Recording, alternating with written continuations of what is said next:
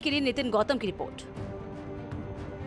उधर कासगंज में 5 दिनों से लापता एक युवती का शव बाजरे के खेत से बरामद किया गया। खेत में काम कर रहे मजदूरों को बदबू आने पर घटना की जानकारी हुई तो उन्होंने तत्काल इस बात की सूचना पुलिस को दी। मौके पर पहुंची पुलिस ने शव की शिनाख्त करवाने के बाद पोस्टमार्टम के लिए जिला अस्पताल भेज दिया। मृतक परिजनों की तहरीर पर 4 लोगों के खिलाफ मामला दर्ज कर लिया गया है और मामले की जाँच पड़ताल की जा रही है। दिनांक 10 तारीख को लिखाई गई थी और आज उनका मृत शरीर वहां पर प्राप्त हुआ है। इस संबंध में अभियोग पंजीकृत कर दिया गया है और अभियुक्त गणों की गिरफ्तारी की कार्रवाई की जा रही है। और अब खबर हापुड़ से, जहां पर सिंभावली थाना क्षेत्र में कोचिंग के लिए जा रही एक बीएससी की छात्रा की हत्या से हड़कंप मच गया। छात्रा के सिर में रॉड मारकर उसकी हत्या कर दी गई। बताया जा रहा है कि ऑटो ड्राइवर और छात्रा के बीच जान पहचान थी। ऑटो में छात्रा के बैठने के बाद दोनों के बीच किसी बात को लेकर विवाद हुआ, जिसके बाद उसने छात्रा के सिर पर भारी चीज से हमला कर उसकी हत्या कर दी और फिर इसे एक्सीडेंट बताकर परिवार को कई घंटों तक बरगलाया भी। परिजनों को शक हुआ तो सख्ती से पूछताछ करने पर आरोपी ने सच्चाई बयां कर दी और छात्रा की हत्या की बात कबूल कर ली है। पुलिस ने हत्या का मुकदमा दर्ज कर आरोपी ऑटो ड्राइवर को गिरफ्तार कर लिया है। नूर हसन को मृतका पहले से जानती थी व आपस में इनकी बातचीत होती थी। रास्ते में किसी बात को लेकर नूर हसन पुत्र जहीर ने आफरीन के सिर पर गंभीर चोट पहुंचाकर उसकी हत्या कर दी। शुरू में मृतका के परिजनों को बरगलाता रहा और गुमराह करता रहा कि एक्सीडेंट की घटना बताकर। रेप पर गंदी राजनीति करने वाले नेताओं से मेरठ की महिलाएं बहुत नाराज हैं। यहां की महिलाओं ने सामूहिक महायज्ञ कर भगवान से रेप पर जातिवादी राजनीति करने वालों नेताओं को सद्बुद्धि देने का आह्वान किया।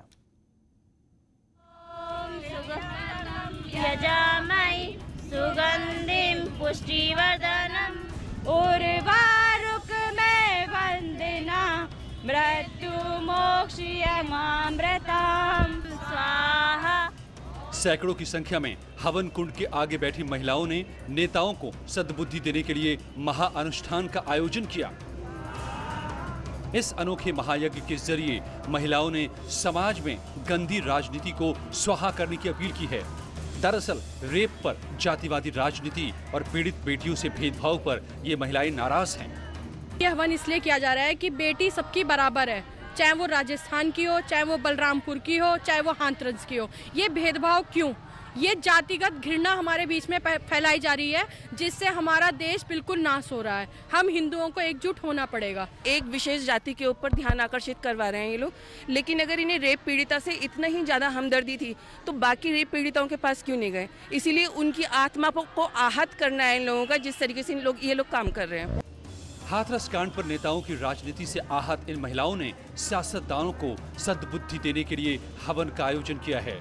इन महिलाओं का सवाल है कि हाथरस पर सियासत करने वालों को बलरामपुर और राजस्थान की पीड़ित बेटी क्यों नहीं दिखाई देती है? राजनीति बंद होनी चाहिए। भेदभाव किया जा रहा है इंसाफ दिलाने के लिए।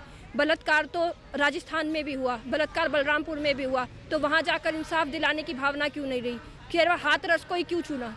इसलिए परमात्मा उन लोगों को सद्बुद्धि दे जो इंसाफ दिलाने वाले लोग हैं। इसलिए यहाँ इतने सारे लोग बैठकर हवन कर रहे हैं। जो आजकल हो रहा है देश में, एक रेप पीड़िता के लिए जाति का भेदभाव, ये नेता लोग करके आ रहे हैं। जाति की आड़ लेके हिंदुओं को भिड़वा रहे हैं और कुछ नहीं। उस रेप पीड़िता के परिवार वालों से पूछो उसके घर क्यों नहीं जा रहा। राजस्थान में भी तो ऐसी घटनाएं हो रही है। इस महायज्ञ में शिरकत करने वाले स्थानीय लोग भी मानते हैं कि राजनीतिक स्वार्थ को पूरा करने के लिए कुछ पार्टियां रेप की शिकार बेटियों को जातियों में बांटने का काम कर रहे हैं।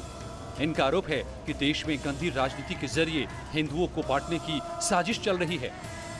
किसी भी बेटी के साथ में अगर बलात्कार हुआ है, फिर उसके ऊपर हम राजनीति कर रहे हैं, भेदभाव कर रहे हैं, चाहे वो जातिगत आधार पे ही अगर हम भेदभाव कर रहे हैं उसमें, तो वो जो है वो सरासर गलत है। हाथरस में हुआ तो बलरामपुर में या दिल्ली में या जहाँ की भी घटना राजस्थान में हुई, सब जगह जाना चाहिए था इन लोगों को। फिर एक ही जगह जाके रह गए, इसका मतलब ये है कि राजनीति जो है वोट की है। मेरठ के कमिश्नरेट पार्क में 108 हवन कुंड बनाकर इन महिलाओं ने परमात्मा से प्रार्थना की। पोस्टर बैनर के साथ इस महायज्ञ का मकसद उन नेताओं को सद्बुद्धि देना था जो हिंदुओं में जातिगत द्वेष फैलाकर समाज को बांट रहे हैं। हाथरस में जिस तरह से राजनीति की गई, उससे ये महिलाएं इतना उद्वेलित हुई, इतना क्रोधित हुई कि वो अब यज्ञ के सहारे हवन के सहारे इन नेताओं को सद्बुद्धि देने की मांग कर रही हैं। ईश्वर से प्रार्थना कर रही हैं कि ऐसे नेताओं को ईश्वर सद्बुद्धि दे जो रेप पीड़िताओं पर भी राजनीति, गंदी राजनीति करते हैं। कैमरा पर्सन अभिषेक शर्मा के साथ उमेश श्रीवास्तव, न्यूज़ 18 मेरठ। यहाँ रुक रहे छोटे से ब्रेक के लिए, जल्द लौटेंगे कुछ और खबरों के साथ।